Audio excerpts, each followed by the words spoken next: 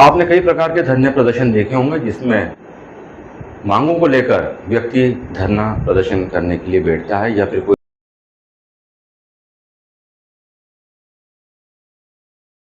कोई नया तरीका अपनाता है ताकि उसकी शिकायत या मांगों का निराकरण हो सके। मगर आज मंदसौर के इतिहास में एक नया पन्ना जुड़ गया है जब छोटे छोटे बच्चे भी अपने अधिकारियों की मांग को लेकर धरने पर बैठे। मामला है निजी स्कूलों में आरटीआई के प्रवेश को लेकर। शुरू में स्कूलों का पोर्टल इनके प्रवेश को दर्शाता रहा, मगर बाद में स्कूल वालों ने यह कहकर दाखिला देने से मना कर दिया कि वे इनको दाखिला नहीं दे सकते हैं क्योंकि वे इसके लिए योग्य नहीं है।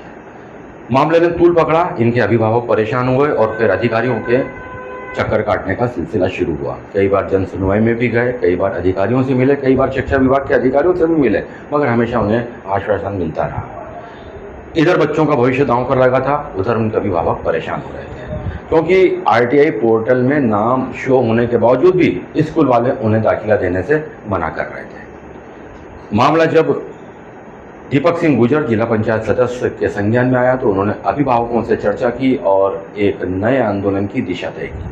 उन्होंने बच्चों के साथ में आज नए सुशासन भवन पहुंचकर वहां पर बच्चों के साथ उनके अभिभावकों के साथ बैठकर प्रदर्शन किया। यह मंदसौर के इतिहास में पहली बार है कि जब 3 से लेकर 8 वर्ष के बच्चे अपने अधिकारों की मांग को लेकर इस तपती 42-43 डिग्री की धूप में धरने पर बैठे।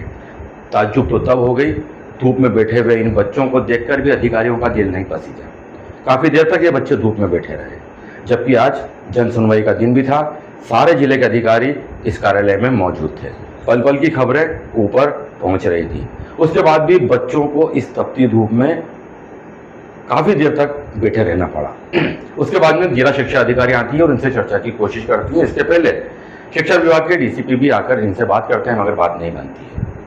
मामला चूँकि तूल पकड़ चुका है, दीपक सिंह गुजर का कहना था कि जब तक इनका बच्चों का दाखिला नहीं हो जाएगा वे इस धरने से नहीं हटेंगे। धूप तेज हो रही थी, बच्चे धूप में परेशान हो रहे थे। छाता उनके पास जरूर था, मगर तेज चलती हुई गर्म हवाओं से बच्चे बेहाल हो रहे थे। आज जिसने भी नज़ारा देखा वो देखकर दंग हो गया, क्योंकि बच्चों को इस धूप में बैठे देखकर हर कोई यही सोच रहा था कि क्या मंदसौर के अधिकारी इतने कठोर हो गए हैं कि वे इन बच्चों की मांग का निराकरण करने के लिए नीचे आकर उनको आश्वासन दे दें, मौके पर कोई ठोस कार्रवाई करते। तो वे आश्वासन लंबे समय तक मीडिया से चर्चा के दौरान कह रहे थे कि ये की दिक्कत है और विभाग से गड़बड़ी हुई है। पोर्टल पर नाम शो हो रहा था, मगर बाद में इन्हें दाखिला नहीं मिला। उन्होंने कहा मामले को दिखवाएंगे, उन बच्चों को न्याय दिलवाएंगे। अब देखना ये होगा कि न्याय कब मिलता है, न्याय शब्द का जो समूल अर्थ है वो कब सार्थक होता है, क्योंकि इन बच्चों ने तो आज धरना देकर यह साबित कर दिया है कि यदि सिस्टम में रहना है तो उन्हें धरना करना होगा और इसके लिए उन्होंने अपना पहला कदम आज आगे बढ़ा लिया है। हो जाएगा आश्वासन। जिला पंचायत सीओ ने मुझे कहा कि भैया इनका प्रायोरिटी में हम कराएंगे दूसरी पोर्टल होने पर। कहाँ गई प्रायोरिटी ये आप जानिए, आप बुलाइए उनको कि साहब आपने कहा तो आप जिम्मेदारी लीजिए। इन बच्चों का क्या होगा? गलती किसकी? शिक्षा विभाग की? किससे? हमसे? किससे हुई? तो इसका खामियाजा कौन भुगतेगा? बच्चे भुगतेंगे। तो भोपाल जिले के चक्कर लगाने का बोल रहे हो आप लोग कि राज्य शिक्षा केंद्र चाहिए वहाँ पे? क्या कोऑपरेट करें, एडमिशन दीजिए बच्चों का। मैडम आपने शिकायत उठाने की धमकी दी मैडम, कार्यालय बुला करके मानवीयता के नाते सोचिए मैडम, आपकी महिला है। दिया जा रहा है आप लोगों के द्वारा भीषण गर्मी में, क्या मांगे आप? मांग यही है कि बच्चों को एडमिशन दो। आप आरटीओ द्वारा हमने फॉर्म भरा था, हमारी लॉटरी पास हो गई है। अब पास होने के बाद हमें सरकार बोल रही है कि मतलब जिस सेंटा में स्कूल में हम एडमिशन के लिए गए थे वहाँ पे हमको मना कर दिया गया कि आरटीओ के दायरे में हमारा स्कूल नहीं आता है। हम जब यहाँ पे आए कलेक्टर ऑफिस मैम से बात करी, मैम ने बताया कि आप सेकेंड फॉर्म में आपका सिलेक्शन हो ही जाएगा क्योंकि आपकी लॉटरी ऑलरेडी पास हो चुकी है, सिर्फ आपको फॉर्म भर के वो करना है।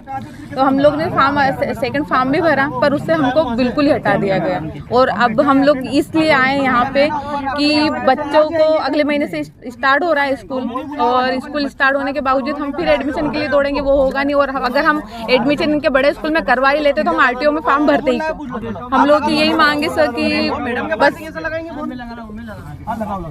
इनको एडमिशन मिल जाए बस। और देखो आज कल के बच्चों को बताया जाता है कल का भविष्य, और बच्चे आज इनकी लड़ाई खुद लड़ रहे हैं। बच्चे खुद बैठे ना धूप में, इतनी कड़कती धूप में हम घर के अंदर इनको ऐसे रखते हैं कि कूलर से बाहर नहीं जाने देते हैं। और आज इनको यहाँ लाके इसलिए बिठाना पड़ा कि हम लोग से कुछ नहीं हो पा रहा, इनकी लड़ाई इनको ही लड़नी पड़ रही है। हम लोग 11 बजे से। ज्योति सोलंकी। पहले डिग्री टेम्परेचर है, उन टेम्परेचर में इस सड़े हुए सिस्टम शब्द यूज़ कर रहा हूँ मैं। इन बच्चों को 3.5 साल की उम्र में ही अपनी अधिकारों के लिए लड़ना सिखा दिया। आरटीई में जो एडमिशन होने चाहिए थे, जिनमें बच्चों का एडमिशन हुआ, बाद में माइनॉरिटी का प्रमाण पत्र बताकर उन स्कूलों ने इनके एडमिशन रद्द कर दिए। जिम्मेदारी बनती जिला प्रशासन की, जिन्होंने उस पोर्टल में उन विद्यालयों का नाम रखा था। क्या जिम्मेदारी इनकी नहीं बनती कि इन बच्चों के भविष्य की ओर देखें? आरटीई में एडमिशन में वो लेते हैं वो परिवार जो आर्थिक रूप से अक्षम होते हैं, सक्षम नहीं होते। 5 लाख रुपए 8वीं तक की फीस बनती है पूरे 8 साल तक। कौन जमा करेगा? इन बच्चों के परिवार ऑलरेडी आर्थिक रूप से टूटे हुए हैं। आरटीई में एडमिशन इसीलिए लिया। इसी बात को लेकर हम सब बैठे हैं। कम से कम 9-10 बच्चे हैं, कुछ बेटियां हैं, कुछ बेटे हैं। ये 3.5 साल की उम्र में ये बच्चा अपने अधिकारों के लिए लड़ रहा है। इस जिला प्रशासन की आँख, नाक, कान सब बंद है। लेकिन हम तब तक बैठे जब इन बच्चों का एडमिशन नहीं मिल जाता। लगभग कितनी बजे से बैठे हैं? हम 11:30 बजे से बैठे हैं। अभी क्या आश्वासन मिला आपको? आश्वासन ही है कि हम बात कर रहे हैं, लेकिन हम तब तक नहीं उठेंगे जब तक कि इनके एडमिशन नहीं हो जाते। डिग्री टेम्परेचर में अगर कोई भी बच्चा बीमार होता है तो उसका जवाबदार जिला प्रशासन, जिला कलेक्टर, जिला शिक्षा विभाग, जिला पंचायत सीईओ सभी लोग रहेंगे। तक कौन से अधिकारी की बात हुई? देखिए, अभी तो एडीएम मैडम आई है और उसके पहले जिला शिक्षा अधिकारी आई थी, वो भी फॉर्मेलिटी करके चली गई। डीपीसी अनिल पटेल जो अभी आए हैं 7 दिन पहले ट्रांसफ़र होकर के, वो भी आए हैं, उनसे भी बात हुई। लेकिन मैं समझता हूँ कि इस मुद्दे को लेकर के गंभीर होना चाहिए। ये इन बच्चों के अधिकारों का है, इन बच्चों के भविष्य का प्रश्न है, किसी राजनीतिक पार्टी के कोई संबंधित नहीं है इससे। मैम, कुछ बच्चे परेशानी को लेकर ग्रुप में बैठे हैं, क्या पूरा मामला है, क्या परेशानी बताइए?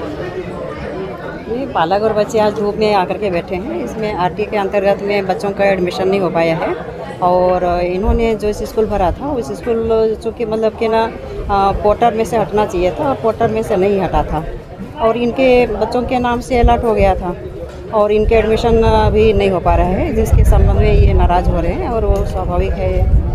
एडमिशन नहीं होने का कारण क्या था? मतलब पहले नाम आया था इनका कहना है, उसके बाद एडमिशन नहीं होने का कारण ये है कि जिनके स्कूल में अलर्ट हुआ है तो वो स्कूल मतलब कि ये आरटीई के अंतर्गत में नहीं होना चाहिए था। अच्छा। हाँ जी। तो पोर्टर में से हटाना चाहिए था, वो नहीं हट पाया था। तो कुछ पोर्टर की मतलब कुछ तकनीकी त्रुटि के कारण से नहीं हट पाया था। अब ऐसे में बच्चों की समस्या का निराकरण देखो अभी 4 बजे तक अभी हमें एडीएम मैम ने भी बोला है, और हम लोग बात कर रहे हैं। उसके बाद में जो विभागीय त्रुटि मानते हैं, विभागीय तौर पर वरिष्ठ कार्यालय से भी बात करेंगे, और उसके आधार पर हम बता पाएंगे। छोटे बच्चे बैठे हुए हैं यहाँ पर, ऐसे में इनको अगर कुछ होता है तो इसकी जवाबदारी किसकी? हाँ, इसलिए हम भी रिक्वेस्ट कर रहे हैं कि बच्चों को धूप में नहीं बैठाएं और छाया में बैठाएं। आदरणीय कलेक्टर मैम ने भी बोला है कि मतलब बच्चों को छाया में बैठा होकर के